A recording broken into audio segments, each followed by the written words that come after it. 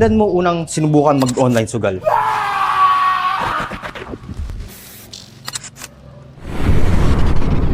Kuya, ano po pangalan ninyo? Wala po, kundi. Ano po trabaho ninyo, kuya? Dati tricycle driver, ngayon nagkaroon ng problema sa baga, na tigil sa bahay na lang. Naglalaro kayo ng scatter? Ano lang, libang-libang lang, di naman totally na sugal talaga. Ano lang sa akin yung minsan-minsan, Minsan-minsan lang. Pero malaki na natalo nyo. maliit lang naman ang kinakasin ko, 100 lang, Tag-isa-isandaan lang. Pero sa tingin nyo, kuya, mas malaki yung talo nyo o sa panalo? talo. Talo talaga. Ba't kayo scatter nagsusugal? Ano lang, libangan ko. Eh, walang magawa sa bahay minsan. Hindi ko talaga. naman kinakarir yung ano na yan yung sugal. Bakit kayo nainganyo maglaro ng scatter? Mag-online sugal? Parang natukso lang naman ako yan. Tukso lang. Natukso lang. Saan nyo po nakita? Dito sa mga tambay rin. Sa tambay lang din. Wala po kayong nakita sa mga influencer? wala naman. Sa kung ano lang. Sa mga Tenga-tenga tropa-tropa lang. lang, pinapanood ko sila. Dati wala naman akong hilig sa cellphone eh. Manubela lang hawak ko dati. Ay ngayon, nainggan nyo sa ganyan-ganyan. Pero hindi naman ako nagpapatalo na malaki. Sa isang linggo, isang beses, 100 lang yun. Ano po masasabi nyo, kuya, sa mga yung mga natatalong malaki? Sana wag nilang karirin yan. Pag kayo natalo dyan, baka lahat ng gamit nyo, may benta nyo na. Baka pag wala ng gamit, yung asawa nyo, yung mga isang lanyo na yan. Meron pati asawa. Yan Pag kinarir nyo yung sugal na yan, mas lamang ang talo dyan. Yun lang. Tama si kuya. Kuya, may nakita ka na ba sa social media na vlogger na nagpo-promote ng online sugal? Marami. Marami. Oo. May mga naalala kayong pangalan? Sino ba yun? Wala akong kilala masyado kasi pero marami vlogger ako pinapanood na ganyan. Nagpapaldo, ganyan. Okay. Mga napapadaan sa wall nyo, no? Oo, ewan ko kung legit talaga yung mga sinasabi nila. Kaya minsan ako nag-download din ako sa kanya kanila yung pag sinabi nila gano'n, yung pala, scam lang pala. Scam lang. Oo, na-scam kami. May vlogger na scammer din talaga. Bawa, nanalo ka, pag withdraw mo, hindi mo na ma-withdraw. Pero nag-cash in ka ng, bawa, 500, nag-cash in ka, di sa akin 500, hindi mo pala ma-withdraw. Kaya marami scammer din na vlogger. Okay. Sila ang kumikita.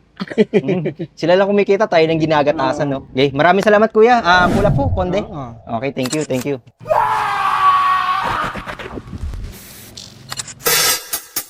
Ano pangalan ninyo? Kahit mga alias lang or kahit Bosyo. Bosyo. Sige, kuya Bosyo, ano po trabaho niyo po? Driver. Driver. Okay. Naglalaro ho kayo ng scatter, no? Madalas.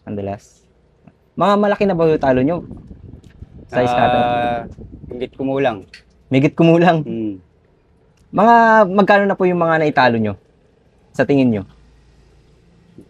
Siguro, estimate ko siguro mga 4K, ganun. 4K? 4K. Pero mas malaki naman siguro yung panalo. Hindi naman masyado. Hindi naman masyado. Kuya, ano pong pakiramdam kapag natatalo po kayo? Siyempre, masama loob. Siyempre. Pero although natatalo, okay lang sa akin yun kasi natural lang yun eh. Natural lang. Oo. Parang pakiramdam nyo po ba? Gusto nyo bumawi? Ganun? Minsan ganun, may pakiramdam gusto mong bumawi, pero pag talo na, wala na, okay na yun. Sinubukan nyo na po bang kuya, mangutang po para po pangtaya sa sugal? Yan hindi. Hindi pa nasubukan. Yung mga imbis na ibibili po ng bills, ay pangbabayad ng bills, pero tinataya nyo na lang, mga ganun po. Nasubukan nyo na po yun? Hindi po. Hindi pa rin. Okay. Bali, balance lang yung galaw nyo. May kilala ho ba kayong nagpo-promote ng online sugal sa mga influencer? Wala ako. Paano nyo po nalaman yung online sugal? Online sugal siguro. Noon, ayoko niyan kasi yun nga, maano ako niyan. Pero natuto ko, siguro sa mga tropa-tropa, yun. Naririnig nyo lang po sa mga tropa-tropa. Pagka, kung sasakali, gusto nyo po bang itigil yung pagsusugal ng scatter o gusto nyo pong ituloy? Pwedeng itigil, pwedeng ituloy. Depende naman sa akin yun kung magsusugal ako o hindi. Kaya, kung sa akin lang pwedeng tigil talaga. Kasi para wala nang wala nang malulong, madisgrasya o pangutang para lang dyan. Pag nawala na yung online sugal, sang-ayon ho kayo dun? Sangayon naman ako kasi sa akin sa akin kasi matalo ka 100, 50, gano'n. Okay na sa akin yun. Hindi na ako para mag-ano. Alam niyo po ba yun, kuya? Yung batas na. Oo, nabalitaan ko na yun. Oh. Para sa akin, sangayon talaga ako ro. Kasi unang-una, maraming nalulung dyan tulad yan. Maraming ako nababalitaan na dahil dyan, nalulung ako. Naibenta ko si ganito, naibenta ko si ganyan. Si ganyan. Dahil doon sa scatter, di ba? Kasi nasa kanila na yun eh. Tsaka, although sa akin ako, may gamit ako, may motor ako, may ano ako. Kaya lang sa akin, siyempre, para sa akin lang Aha. hindi naman po pwede siyempre na ibenta ko yung gamit ko dahil doon sa sugal. Di ba? Kaya sa akin, tama na siyempre yung matalo ka 100 o gano'n. Okay na sa akin yun. Saktuhan lang. Ano po masasabi niyo, kuya, sa mga malalaki pong natatalo? O kaya malaki sumugal? Para sa akin, sa mga natatalo, ano yun, limited nyo lang. Limitan lang para hindi sila masyadong matalo o malulong. Saka huwag naman masyadong magsugal. Sugal talaga, nakapang-init talaga ng ulo yan pag natatalo ka talaga. Pero pag nanalo ka, lintik naman ang ngiti mo niyan. Kaya sabi ko sa kanila, pagka ganyan ng ganyan, malaki tinatalo mo, huwag ka muna magsugal. Kasi although andyan mabibenta yung bahay mo, yung mga gamit mo, yung hindi dapat maibibenta mo. Bali, kuya, ano pong bibigyan yung opinion sa mga nagpo-promote na mga influencer sa social media? Yung mga sikat na vlogger, tapos nagpo-promote ng sugal, tapos kayo, gayon tayo. Ano po masasabi niyo sa kanilang ganung mga content? Sa kanila naman kasi, yung mga ganyan sitwasyon, dapat sa kanila, hindi naman dapat sila mag-invite kasi alam na naman ng mga tao na ganun, na mahilig sila sa scatter. Pero sana naman, tigilan na lang nila yan para wala nang problema, diba? Para, although yung mga hindi nang magbibenta, may tigil na pati. Kasi yan din madalas yung pag-aawayan ng mga asawa. Sweldo, papaubos sa scatter, maghanap buhay na 1 linggo. Magpapakapagod, tagakatang pawis, ganun naman mangyayari. Ang ano ko lang sana, payo ko lang huwag na sila magsugal. Ganun lang yun. Hindi ko naman sila pwedeng pangaralan o anon kasi buhay nila yan eh. Kanya-kanya yung buhay yan. Sa akin, tulad ko, hindi naman ako para magpakalulong dyan. Okay lang po. Ayun po, maraming salamat po, Kuya Bosyo. Okay. Thank you.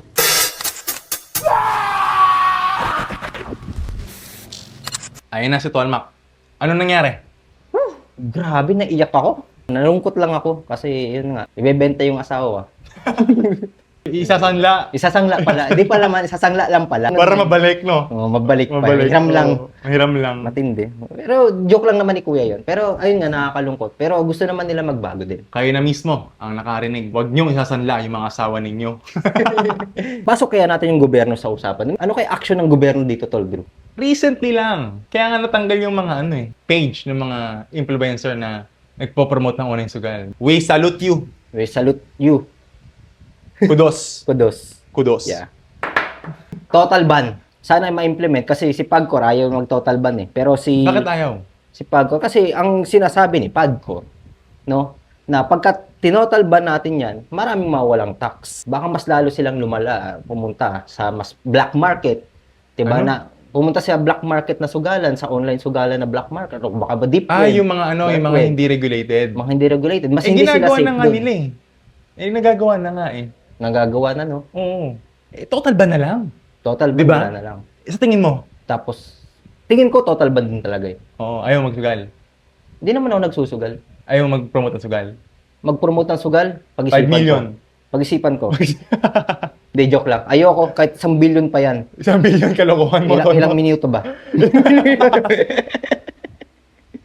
Yeah, mahirap masabi, no? Mahirap masabi. Pero ayoko, prinsipyo. Kaya, panindigan mo na lang yung prinsipyo mo, Tolmac, no? Ayaw. No to online sugal.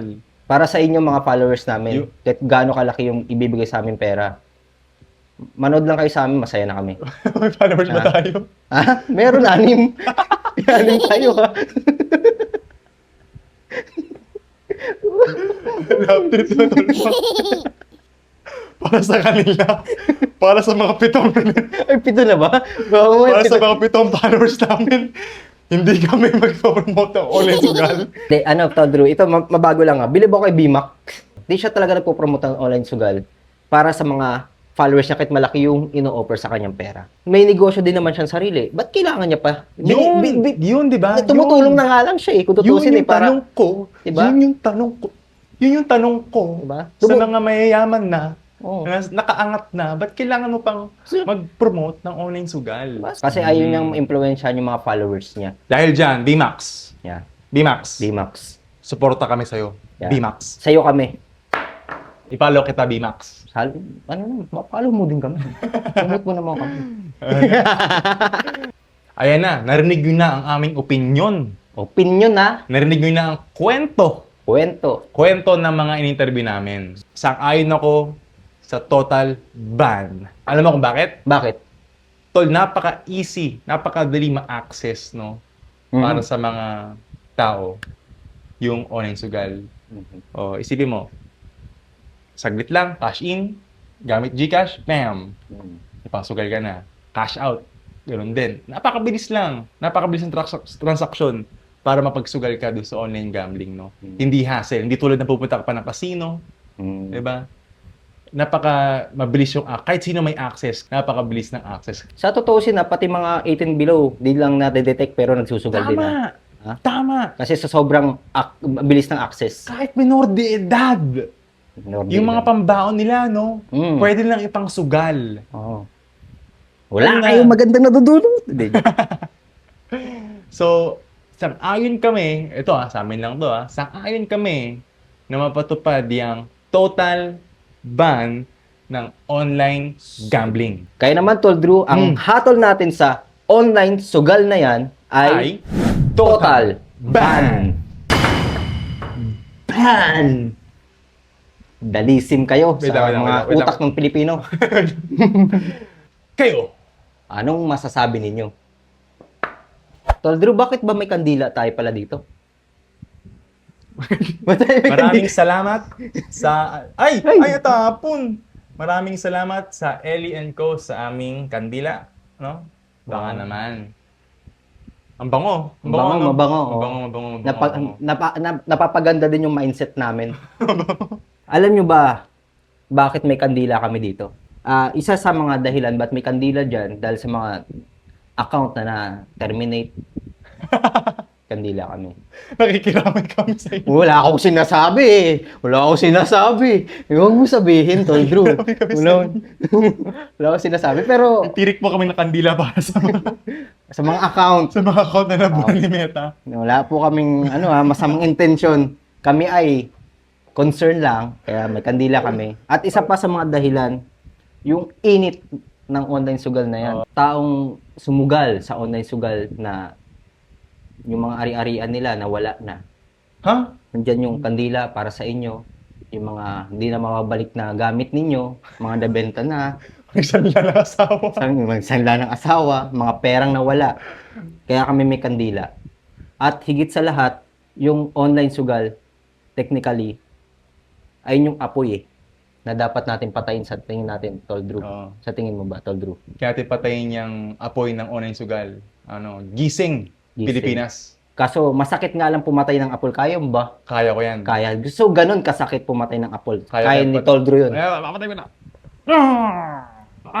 Sakit. Ang sikit. Ganun, tiisin nyo lang yung sakit para magbago kayo. Mainit. Mainit eh. Mainit yun. Puro tubig na yan eh. Puro wax. Ayun lang. Maraming salamat sa inyo.